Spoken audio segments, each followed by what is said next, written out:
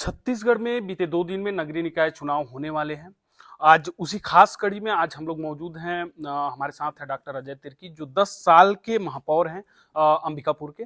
उनसे बात करेंगे और जानने का प्रयास करेंगे यहाँ के शहरों के बारे में, यहाँ के मुद्दाओं के बारे में, कौन से मुद्दा को लेकर ये चुनाव प्रचार करने जा रहे हैं और कौन कौन से प्रमुख कार्य किए जो 10 साल में प्रमुख उपलब्धियां रही इनकी। सबसे पहले स्वागत है सर हमारे चैनल में। जी, सबको बहुत नमस्कार जी, मैं पहला सवाल ये है कि कौन से ऐसी कार्य किए हैं जो प्रमुख उपलब्धियां गिनाना चाहेंगे 10 साल के कार्यकाल में, ये आपका प्रमुख कार्य रहा है।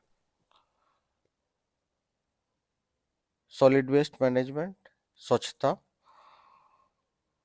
अमृत योजना, पानी का, स्टेडियम का अपग्रेडेशन, मंडी का शिफ्टिंग, बराबर अधोसंरचना में लगातार काम करना, क्योंकि ये जरूरी नहीं कि सभी काम एक ही बार में हो जाए। वो एक सतत प्रक्रिया है विकास, उस दिशा में हमने काम किया। कई जगह हमने विद्युत एक्सटेंशन किया, लाइटें लगाए।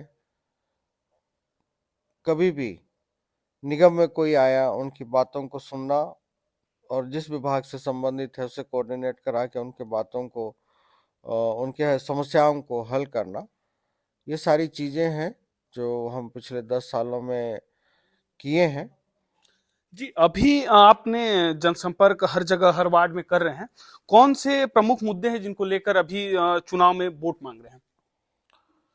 मैंने कहा कि पिछला जो 10 साल का सेशन रहा और हमने जो काम किया, कई लोग को ये भी नहीं मालूम कि कोरोना के समय में हमारे संबंधित सदस्यगण एक आईसीयू भी डेवलप किए थे। ये बहुत सारे लोग को मालूम ही नहीं है। तो ऐसे कई काम हैं जो हमने कभी ऐसा प्रोजेक्ट या क्रेडिट लेने की कोशिश नहीं की, चाहे वो महामाया जी प्रवेश द्वार हो या कॉरिडोर सैंक्शन करने की बात हो, चाहे वो अन्य हमारे तालाबों के सौंदर्यीकरण की बात हो। जो आप जोड़ा तालाब देख लीजिए, देवान तालाब देख लीजिए, बरेज तालाब देख लीजिए, उद्यान देख लीजिए कि आपके अटल आवास एरिया में कोई सोच नहीं सकता था कि वहां पे इतना अच्छा गार्डन बन सकता है। गांधीनगर के स्विमिंग पूल के पीछे वाले हिस्से में देख लीजिए। तो ये सब चीजें हैं जो बनी। और हमर क्लिनिक जो निगम के 15वें वित्त के सेक्टर का स्कीम था, स्वास्थ्य विभाग के द्वारा किया गया, लेकिन 8 जगह 10 जगह हमर क्लिनिक, इन सबको भी हमको व्यवस्थित तरीके से और मजबूत तरीके से शहर में बना के रखना है, ताकि शहर अब बड़ा हो गया, हर व्यक्ति को जिला अस्पताल जाना या दूसरे अस्पताल जाना संभव नहीं है। तो उन सरकारी संस्थाओं को भी हम व्यवस्थित तरीके से रखेंगे। किनारे के क्षेत्र वाकई में बहुत काम करने की जरूरत है, उस पर जोर दे के और प्रोजेक्ट बना के हम काम करेंगे। ये सब बातों को लेके हम आम जनता के पास जा रहे हैं। 10 साल के कार्यकाल में कौन से ऐसे कार्य बचे हुए हैं जो आप जीतने के बाद सबसे पहले उसी को कराना चाहेंगे कि प्रमुख कार्य है, इसमें करना बहुत जरूरी है, जीतने के बाद पहला कार्य दूसरा कार्य यही आपका होगा। मैंने कहा कि रिंग रोड को व्यवस्थित करना और गोल बाजार, ताकि आमदनी भी बढ़े निगम की और बेरोजगार युवाओं को वहां पे एक रोजगार भी मिले। पार्किंग की व्यवस्था, ट्रैफिक व्यवस्थित करना, किनारे के क्षेत्रों को बराबर की हिस्सेदारी दे के उनको ज्यादा काम है तो वहां पे उन ग्रामीण परिवेश के वार्डों को शहरीकरण करना, ये सब जो मुख्य मुद्दे हैं इन पे हम काम करेंगे। यहाँ पे अंबिकापुर शहर में काफी ई रिक्शा हो गए हैं, क्या ई रिक्शा के चार्जिंग पॉइंट बनाने की अंबिकापुर में जरूरत नहीं है। हमारे मैनिफेस्टो में है। मैनिफेस्टो में। हमारे मैनिफेस्टो में है। जी। और मैं ये बताना भी चाहूंगा कि ये हम ही लोग का पॉइंट था और उसे लिया गया है। जी। दूसरी चीज ये है कि अंबिकापुर में गंगापुर वाइन शॉप, शराब की भट्टी, उसको काफी बार चर्चा हुई, वहां से हटाने की, काफी लोग वहां से परेशान हैं। जो सरकार की नियम है कि लगभग शहर से 2 किलोमीटर दूर होनी चाहिए शराब भट्टी, लेकिन पहला भट्टी है जो शहर के अंदर में है। उसके विचार में आपका क्या विचार है, उसके विषय में आप क्या कहना चाहते हैं। ये शासन की स्ट्रेटजी थी। हालांकि उस पर बहुत डिस्कशन की, अब जरूरत मुझे नहीं बची लगता है, क्योंकि उसको शिफ्ट करने के लिए टेंडर हो चुका है और वो मुझे लगता है कि विभाग जल्दी से उसे शिफ्ट करेगी। अंबिकापुर का भूजल स्तर काफी गिरता हुआ नजर आ रहा है कुछ वर्षों से। उसके विषय में क्या कार्य प्रणाली है, क्या योजना बनाए हुए हैं? वो भी हमारे प्रोजेक्ट में है कि भूगर्भ जल स्तर जो नीचे जा रहा है, हम तालाबों को व्यवस्थित करना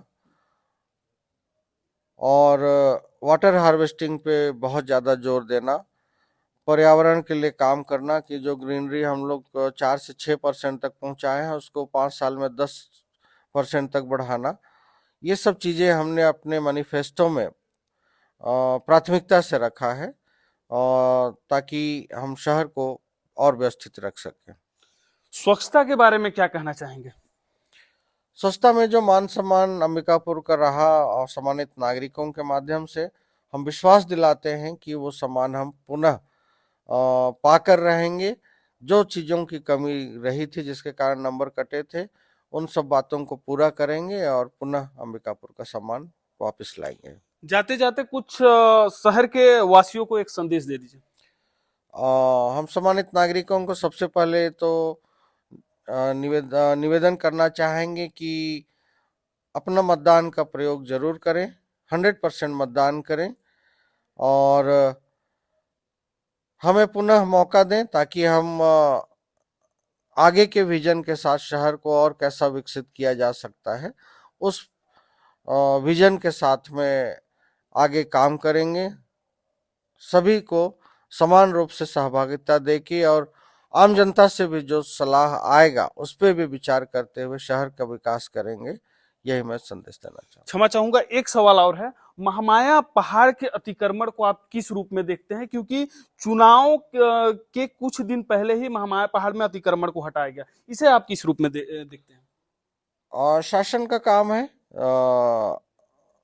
जो इंक्रोचमेंट था उसमें फॉरेस्ट और प्रशासन ने जो कार्रवाई की है, लेकिन हमारी आपत्ति सिर्फ कार्रवाई करने के तरीके पे था कि उसको व्यवस्थित तरीके से करके या उनको टेम्पररी व्यवस्थापन करके वहाँ से अतिक्रमण को हटाना था, क्योंकि उस समय बहुत ज़्यादा ठंडी भी थी और बच्चे थे, महिलाएं थी। सारी चीज़ों को देखते हुए प्रशासन को, क्योंकि जो उसके वश में था, कि एक अस्थायी कहीं पे व्यवस्था उनको दे के व्यवस्थापन दे के उसके बाद में फिर अतिक्रमण को हटाना था। धन्यवाद।